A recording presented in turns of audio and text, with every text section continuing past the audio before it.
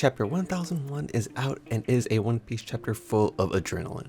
The cover page is Jinbei resting on some jellyfish, just relaxing, taking it easy, and honestly this is one of the cover pages that I would like to see colored. I think this would look really beautiful colored. Like a lot of dark blues and purples and just soft colored hues and things like that. We start off with Kaido just reeling over Luffy's last attack and wondering how he was able to be damaged by just that punch. Now when you think back to the fight in Curry and how Luffy basically did nothing to Kaido, this is a huge shock to him. You know, this person that he fought not that long ago has powered up so much that they are now able to damage him, and he even mentions that only a few people in this world can damage him. Which leads to not only a glorious panel, but one that is probably going to divide the fan base even more. In this panel of people that could possibly fight Kaido, we have Roger, we have Whitebeard, we have Rocks, we have Shanks, and we have Odin. Now here's my first question.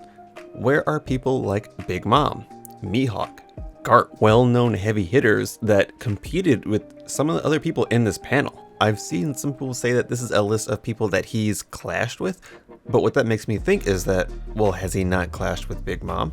Has he not clashed with, any of the strong top tiers other than these, 5? Also, if it is a list of clashes, when did he clash with Whitebeard? When did he clash with Rocks? And when did he clash with Shanks? Now, we think back to the time where Kaido and Shanks have that altercation before Marineford, and is that the time in which he may have realized that Shanks is a credible threat? Is Shanks really strong enough to be on that tier with these legends that are behind him? Personally, the way I look at it so far is that these are just legends. These are people who are renowned for being the strongest of the strong. I don't really think Big Mom, I don't think Garp are looked at in that light. At least not to the extent that, Roger and Whitebeard were, to the extent that Rocks was. Either way, Kaido is now seeing more of Luffy and he's now excited to fight Luffy, as well as the rest of the Rooftop gang. So he starts off his attack with a Thunder Bagua, and even now, even with Luffy's training and using Future Sight to see the attack, he still gets hit by it. Luffy still takes damage from Thunder Bagua, which is crazy to think about because a lot of people were saying that when Luffy initially fought Kaido, if he was using observation, if he was in his right mind, he would have dodged Thunder Bagua. That wouldn't have been a problem. But we're seeing here now that in base form and using Future Sight, Luffy still can't dodge it.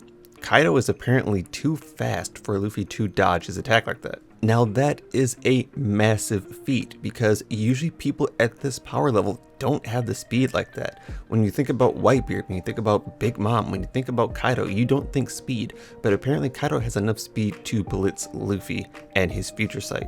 And even though Luffy takes some damage, he is not one shot, so we see some growth on his side as well.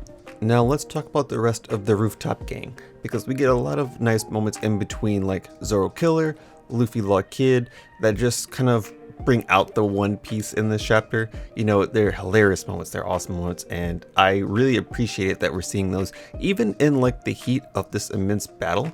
I don't feel like they're out of place. I feel like they do belong here. The first thing I want to point out is that the rest of the gang notices that Luffy is using Rio, and they all make some kind of comment towards it.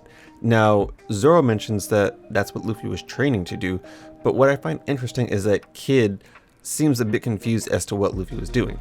He's like, well, punches shouldn't be able to hurt Kaido. What kind of haki is he using? Now, does this mean Kid does not have Rio? Does this mean that Kid hasn't really been training his haki past what he has already? If that's the case, then I think I want to make the argument that it's possible only Luffy and Zoro have Rio, or have the ability to use Rio. Now, I don't think Zoro has been using Rio yet, considering when he attacks Kaido, I don't think anything happens, but it looks like the way he talks about Enma, he will be using it here shortly. What we do see from Zoro is that he has Kinemon's Foxfire style, and this is interesting because we saw that back in Punk Hazard, Zoro took an interest in Kinemon's fighting style. He said he wanted to learn that.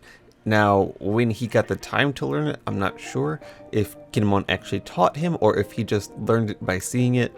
It leaves a few questions because it's just parts that we didn't see. It's training that we didn't see, so we don't really know how it came to be. Nonetheless, it looks really cool, and he actually manages to damage Prometheus, which we know is a rare feat. And this is where we get to the Supernova Trio just being pretty much idiots. Law starts complaining about how pretty much Luffy telling Law to move the scabbards down sounds like him giving Law an order. And since Law was already going to do it, it makes it seem like Law is following him. And of course, Kid butts in and kind of makes fun of them. And then they start having this contest about whoever flinches first from Big Mom's Prometheus attack, they're the scrub. They're the weakling of the trio.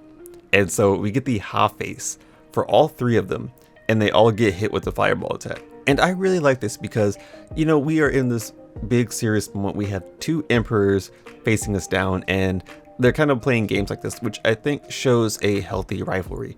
It shows that no matter what, they are rivals, and nothing's going to change that. Not even facing two emperors. They still want to be the top dog. And I absolutely love that Law is a part of it, because I know we see a lot of Kid and Luffy clashing as far as like conquerors and ideals, but I love seeing Law in the mix as well because I believe he has just as much right to be on that level. We also get some banter between Zoro and Killer and them talking about their previous fight. Now this clears up some things, and it also brings up some more questions because they mention that, if Killer was at his A game, things would be different.